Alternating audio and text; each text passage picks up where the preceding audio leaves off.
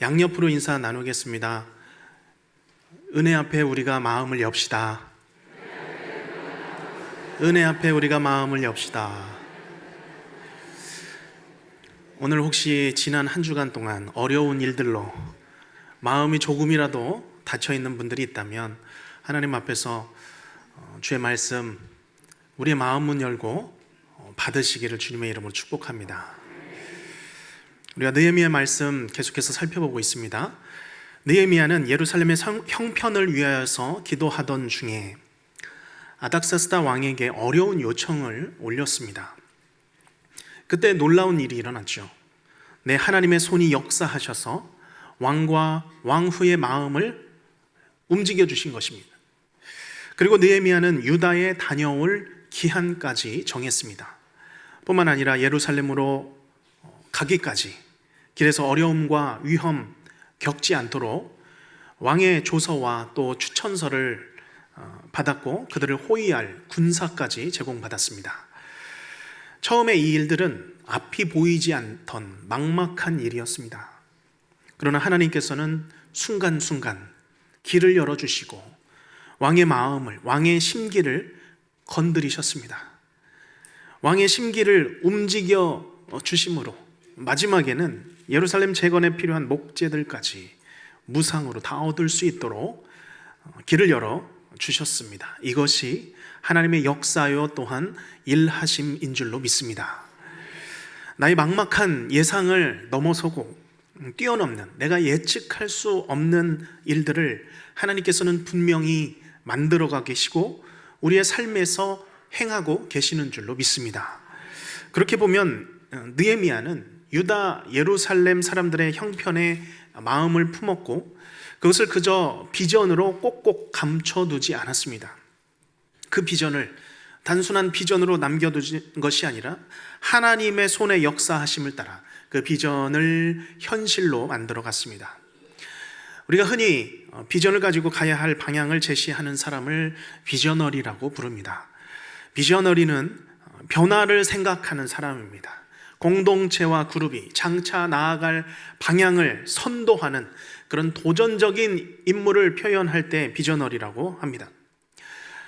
그러나 이런 비전은 그저 비전을 위한 비전이거나 비전은 비전대로 놔두고 현실은 현실대로 가게 되는 그런 일들이 많이 벌어지게 되죠. 왜냐하면 그 비전은 그저 인간적인 예측이나 내 안에 정리된 소망이나 기대에 불과하기 때문입니다. 그렇기에 우리는 우리 안에서가 아니라 하나님으로부터의 비전을 찾아야 하는 것이죠. 그것이 하나님의 마음이고 하나님의 뜻이고 하나님의 관심인 줄로 믿습니다. 그것이 12절에서 표현하기로는 내 하나님께서 예루살렘을 위하여서 무엇을 할 것인지 하나님께서 내 마음에 주신 것이라고 표현하고 있습니다. 특히 하나님의 비전을 발견한 사람은 하나님의 관심과 그 뜻을 발견한 사람은 그것을 찾을 뿐만 아니라 그 비전을, 그 뜻을 현실로 만들어내는 사람입니다. 느헤미야가 받은 비전은 내 하나님이 그 손으로 내 마음에 빚어 넣은 하나님의 비전입니다. 내 하나님이 예루살렘을 위하여서 무엇을 할 것인지 느헤미야의 마음에 손수 집어넣어 주셨습니다. 오늘은 이 그의 마음에 품고 또 비전을 받은 느헤미야가 어떻게 하나님의 비전을 현실로 풀어갔는지 묵상해 보고자 합니다. 그래서 오늘 우리 마음에 주신 하나님의 꿈을, 그 하나님의 그 관심과 뜻을 이제는 우리의 삶에서 현실로 만들어가는 모든 성도님들이 되시기를 주님의 이름으로 축원합니다. 그러면 이제 느헤미야는 어떻게 그 비전을 현실로 바꾸어가고 있습니까? 먼저 느헤미야는 내 자리를 떠나서 낮은 곳으로 내려갑니다. 11절을 보게 되면 느헤미야는 예루살렘에 도착해서 사흘을 머뭅니다. 1500km 정도의 길이라면 2달 반에서 3달 정도의 여정입니다. 긴 여정이죠. 그런데 얼마나 쉬었습니까? 사흘 만에 일어났습니다. 사흘 만에 예루살렘을 살피기 위해서 일어난 것이죠. 사흘, 3일 만에라고 하는 것은 생각해보면 처음 온 날이 첫날이고 그 다음 하루를 온전히 쉬었다 하더라도 3일 만에 그 다음 날에 일어난 것입니다. 그것이 사흘 만이 되는 것이죠. 느헤미야는 자신의 마음에 주시고 하나님께서 열어주신 길 기다렸던 것입니다. 포기하지 않았습니다. 믿음은 포기하지 않는 것이죠. 중단하지 않는 것입니다. 그것이 나에게 주신 하나님의 생각이고 또한 마음이라면, 그게 하나님의 관심이라면 그것을 붙들고 나는 일어나서 붙들고 나아갈 수 있는 것이죠. 그런데 느헤미야가 그 비전을 품고 이제 처음 찾아간 그곳을 주목해 보시기 바랍니다. 13절 말씀 제가 읽습니다. 그 밤에 골짜기 문으로 나가서 용정으로 분문에 이르는 동안에 보니 예루살렘 성벽이 어떻게 됐죠? 다 무너졌고 성문은 불탔더라. 14절 말씀 함께 읽겠습니다. 앞으로 나아가 샘문과 왕의 못에 이르러서는 탄 짐승이 지나갈 곳이 없느니라. 아멘. 느헤미야가 찾아간 곳은 어디입니까? 불탄 성문, 불탄 성벽, 다 무너져 있는, 지나갈 곳이 또 제대로 정리되지 않은 그 성벽 길을 찾아갔습니다. 느헤미야는 먼저 무너진 곳을 찾아 내려간 것이죠. 인터넷에서 비저너리라는 그런 단어로 검색을 해보면 대부분 그림이 이와 같이 나타납니다. 비저너리라고 하면 높은 곳에 올라서서 먼 곳을 바라봐야 되기 때문에 더 높은 자리, 더 높은 곳에 올라가야 된다라는 것이죠. 그러나 이 느헤미야는 앞을 바라보기 위해서 높은 곳을 찾아간 것이 아니라 더 아래로 내려갔죠. 그는 비전을 현실로 바꾸기 위하여서 자신의 몸을 아끼지 않았습니다. 내려갑니다. 마음과 힘과 정성을 다 사용하는 것이죠. 이것이 비전을 위하여서, 비전을 현실로 지금으로 바꾸기 위한 느헤미야의 헌신이었습니다. 헌신이 동반되는 것이죠. 느헤미야는 자신의 위치도 있고 그동안 해왔던 일도 있었기 때문에 서면 보고나 잘 정리된 내용으로 그 모든 상황들을 파악할 수 있었습니다. 그러나 느헤미야는 무너진 곳을 두 눈으로 보기 원했습니다. 만져보고 느껴보기를 원했던 것이죠. 찾아갔습니다. 내려갔습니다. 저는 이것이 오늘 우리 교회의 섬김의 사역이 되어야 하는 줄로 믿습니다. 지난 수요일에 피택 대신 임직받을 분들을 위한 교육 중에 사도행전 6장 말씀을 함께 나누었습니다. 사도행전에 나타난 초대교회 시절에 은혜를 받으니 제자의 수가 점점 늘어났던 것이죠. 그때에 초대교회는 7 집사를 택해 세웠습니다. 그저 사람이 많아져서 세운 것이 아니라 구제에 필요한 사람들, 구제에 집중할 사람들, 사도들은 말씀과 기도에 집중하고 교회의 이 구제의 형평성에 집중할 사람들을 택해 세웠습니다. 믿음과 지혜와 성령이 충만한 칭찬받는 사람 7을 세웠던 것이죠. 집사를 세운 목적은 당시에 가난하게 살아갔던 성도들, 과부들, 가난한 사람들에게 음식을 대접하고 공급해 주기 위함이었습니다. 이것이 초대교회 집사의 역할이었습니다. 구제하는 일에 치우침이 없도록, 부족함이 없도록, 누구도 소홀함이 없도록 부지런히 찾아 내려가서 성도들을 살피고 돌보는 일을 감당했던 것이죠. 우리 교회가 이런 돌봄, 섬김의 사역, 환대의 사역에 더욱 활발한 교회가 되기를 원합니다. 저는 오늘 느헤미야 말씀을 묵상하면서, 이 부분을 묵상하면서 단지 무너진 예루살렘 성벽뿐만 아니라 우리 안에, 이 시대 안에 무너진 많은 것들을 생각해 보았습니다. 지금 이 시대에 또한 우리 주변, 아니 내 삶에는 수없이 많은 것들이 무너져 있습니다. 버티고 있어야 하는데, 성벽처럼 튼튼하게 버텨 있어야 하는데 무너진 것들을 있는 것이죠. 부모와 자녀와의 관계가 무너져 있습니다. 남편과 아내의 관계가 그럴 수 있습니다. 성도와 이웃과의 관계는 어떻습니까? 직장과 일터에서, 또한 내 신앙의 문제가 무너져 있는 사람들도 있습니다. 자녀와 가족의 신앙의 문제일 수도 있습니다. 그 밖에 건강, 재정, 이 나라의 현실, 또한 저 북녘 땅의 현실이기도 합니다. 그것뿐이겠습니까? 이 지역의 어두운 부분들일 수도 있고, 약자와 소외된 사람들을 향한 관심, 수많은 무너진 것들이 우리 주위에는 여전히 돌무더기처럼 흩어져 있는 것입니다. 중요한 사실은 내가 내려가기 전에는 전혀 보이지 않습니다. 내가 그 자리, 그 현실, 현장을 보기 이전에는, 내가 낮아지기 이전에는, 그곳에 내려가기 이전에는 그저 뜬구름일 뿐입니다. 우리 하나님은, 하나님의 뜻은 절대로 높은 곳에 있지 않습니다. 어떤 그림을 본 적이 있는데요, 그림을 찾을 수는 없었는데 기억은 합니다. 계단을 올라가는 한 사람이 있습니다. 아주 높은 계단을 올라가고 있습니다. 그 사람이 이제 말을 하는 거죠. 주님, 어디까지 올라갈까요? 하면서 더 높은 곳으로 올라갑니다. 그런데 저 아래에 예수님이 계십니다. 예수님은 말씀하십니다. 얘야, 도대체 어디까지 올라갈 거니? 우리는 올라가고 있고 예수님은 저 아래 계시는 것이죠. 우리는 더 높이 올라가기를 원합니다. 더 갖고 싶고 더 누리고 싶은 마음 때문입니다. 그러나 올라가면 올라갈수록 그곳은 예수님과는 멀어지는 자리라는 것이죠. 예수님은 가장 낮은 곳, 그곳에 계시는 줄로 믿습니다.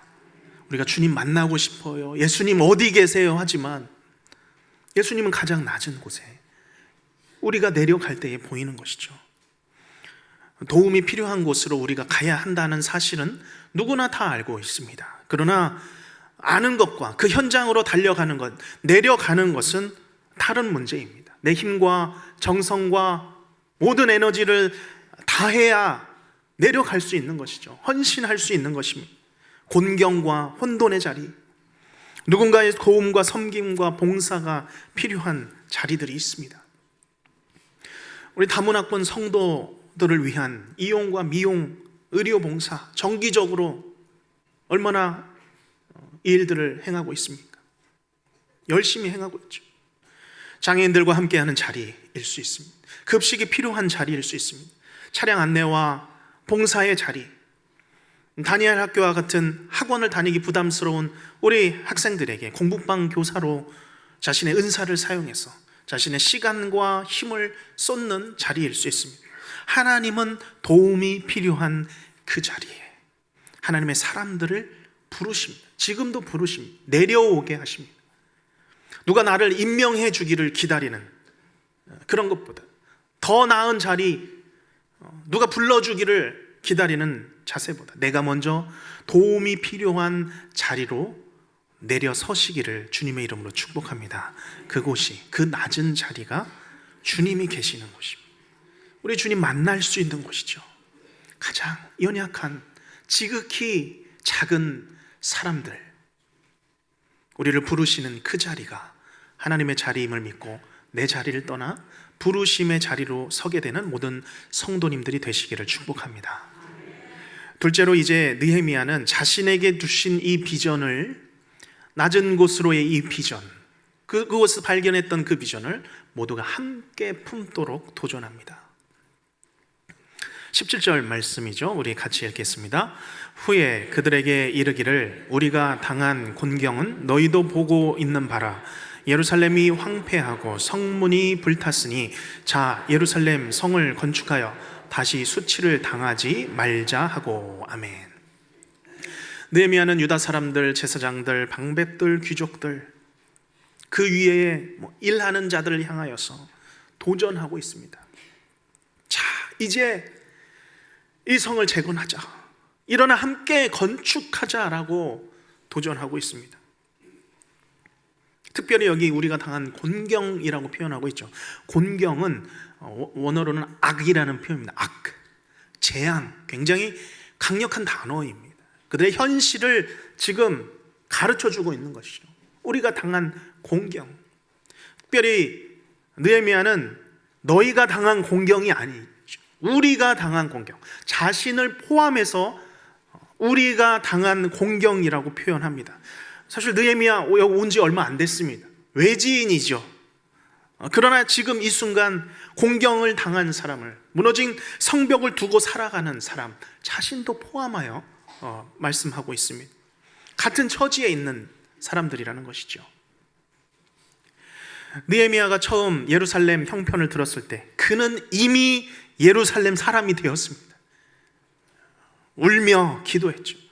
느헤미야는 그저 비전으로만 갖고 있지 않고 그 높은 수산궁을 떠나 낮은 곳으로 찾아왔습니다. 뿐만 아니라 자신도 함께 낮은 자가 되었죠. 그래서 이 느헤미야를 예수님의 표상으로 보기도 합니다. 길고 긴 여정을 끝나서 느헤미야는 쉬지도 않았습니다. 잠시 쉬다가 다시 그 상황을 살핀 것입니다. 그래서 느헤미야는 말할 수 있는 것입니다. 우리가 당한 공경은 너희도 보고 있는 바라. 예루살렘이 황폐하고 성문이 불탔으니 자, 이제 예루살렘을 건축하여 다시 우리를 수치를 당하지 말자. 그 예루살렘 사람들 눈으로, 피부로 자신들의 공경을 겪고 있었습니다. 오래된 돌무더기 속에서 재건할 수 없는 그 패배감 속에서 살아가던 사람들이었습니다. 좀 재건하려고 했는데 십수년 전에 아닥사스다 왕으로서 방해까지 받았습니다. 아무것도 할 수 없는 사람들을 향하여서 그들을 일으키기 시작한 것입니다. 성문이 불타있고 무너져 내린 그 집, 돌로 무너진 그 집, 전쟁터 같은 삶을 살고 있는 사람들, 안타까운 사람들을 향해서 힘있게 도전할 때에 어떤 일이 일어납니까? 18절 말씀 우리 같이 읽겠습니다. 또 그들에게 하나님의 선한 손이 나를 도우신 일과 왕이 내게 이른 말씀을 전하였더니 그들의 말이 일어나 건축하자 하고 모두 힘을 내어 이 선한 일을 하려 하매 아멘. 느헤미야가 무슨 힘이 있었겠습니까? 무슨 지도력이 있겠습니까? 사실은 외지인 아니겠습니까? 얼마 전에 도착한 사람이었는데 무슨 말로 그들을 도전해서 그들이 일어날 수 있겠습니까? 느헤미야는 지금 백성들을 향하여 도전할 때예요. 그 자신의 힘이 아니라 하나님의 손을 가지고 도전하고 있습니다. 내가 예루살렘 형편을 위하여서 기도할 때 이미 하나님께서는 나를 술 맡은 관원으로 이끌어 주셨습니다. 내 하나님의 선한 손이 나를 왕 앞으로 이끌어 주셨고 하나님께서 그 왕의 심정을 움직여 주셨어. 왕후까지 심정을 움직여 주셨어. 내가 여기까지 오도록, 그리고 예루살렘 성벽을 재건할 수 있도록 허락을 해 주었습니다. 내 하나님의 선한 손이 나를 도우셨습니다.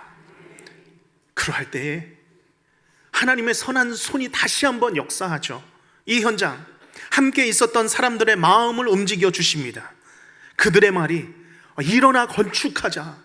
패배감으로 절어있던 그들의 심령이 일어납니다. 우리가 일어나 건축하자. 이 선한 일을 다시 한번 해보자. 사람들의 마음을 움직여 주신 것입니다. 하나님의 일하심, 인도하심, 그것이 느헤미야가 항상 붙들고 있었던 그의 인생의 힘인 줄로 믿습니다.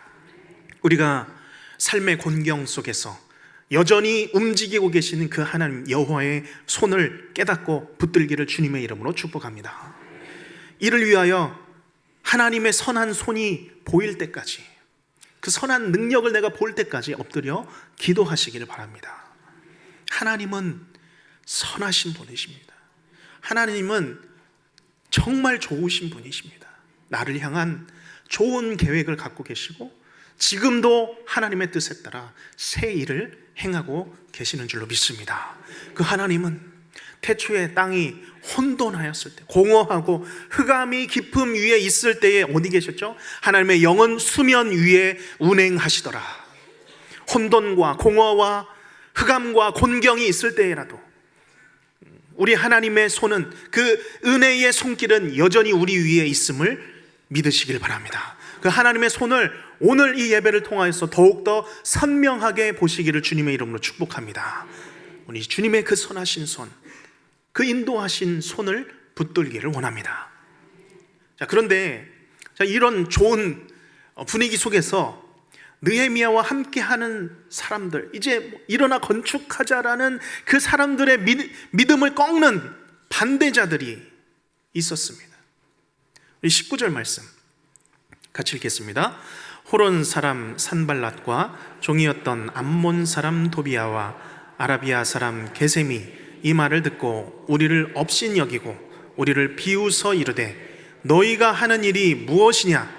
너희가 왕을 배반하고자 하느냐 하기로. 아멘. 누구죠? 호론 사람 산발랏과 암몬 사람 도비야, 아라비아 사람 게셈입니다. 성경에서는 지금 하나님께서 인도하시는 그 길, 하나님께서 여신 그 길을 방해하는 사람들을 아주 정확히 이름을, 그 출신까지 적어내고 있습니다. 예전에 성경고사 시험을 치게 되면 느헤미야에서 꼭 나오는 이름이 있습니다. 누구를 적어야 합니까? 산발랏과 도비야. 몇 천 년 동안 아주 이 이름이 아마 성경고사를 통해서 불려졌을 것입니다. 본디오 빌라도와 함께 아주 유명한 이름이죠. 자, 먼저 이 산발랏은 사마리아 지방의 지도자였습니다. 어떤 자료에서는 사마리아에 임명된 페르시아 총독이라고 표현하고 있죠. 도비야라고 하는 사람은 정치적인 수완이 뛰어난 사람이고 또 대제사장의 가문에 속해 있어서 제사장들과도 아주 긴밀한 그 네트워크가 있었던 사람입니다. 게셈은 아라비아 사람이라고 표현되고 있는데 당시에 요단 동부 지역의 지배 계급을 표현할 때 아라비아 사람이라고 표현했던 것입니다. 아마 이 세 사람이 느헤미야를 도왔다면 참 너무너무 큰 힘이 되었을 것입니다. 그런데 그들은 느헤미야를 돕지 않았습니다. 그들은 하나님의 권위나 하나님의 그 일하심에는 관심이 없었습니다. 오직 자신들의 영향력이 더 줄어들까 봐, 지금까지 나는 이 위치에서 잘 살아가고 있었는데 이 사람이 어디 와서 일을 어렵게 만드느냐 하는 것이죠. 반대한 것입니다. 산발랏과 도비야는 지금만 위협한 것이 아닙니다. 그 이후에도 여러 가지 방법으로 사사건건 반대를 했습니다. 그들은 느헤미야를 거짓으로 고소도 하고 심지어 무력을 사용해서 공격까지 했습니다. 확실한 것은 이 산발랏과 도비야, 게셈이 없었다면 느헤미야가 성벽을 쌓는 일이 아마 훨씬 더 수월했을 것입니다. 그러나 그럼에도 우리의 삶에는 끊임없이 이와 같은 산발랏과 도비야가 우리를 끊임없이 낙심하게 만듭니다. 잘해보려고 하는 우리의 마음을 낙담하게 만드는 것이죠.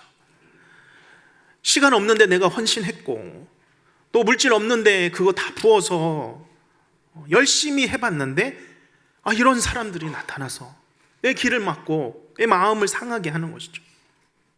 그러면 왜 하나님께서는 느헤미야의 이 성벽 재건의 현장에 산발랏과 도비야를 매번 보시게 하실까요? 왜 시작도 하지 않은 이 상황 가운데서 어려움과 반대에 직면하게 만드십니까? 그것은 바로 우리가 어떤 상황이든지 끝까지 하나님 붙들게 만드시는 하나님의 뜻인 줄로 믿습니다. 여호와의 일하심, 하나님께서 일하신다. 하나님의 능력, 그 손을 의지하도록 만드시는 하나님의 뜻인 줄로 믿습니다. 20절 말씀이죠. 이렇게 말씀합니다. 20절 같이 읽겠습니다.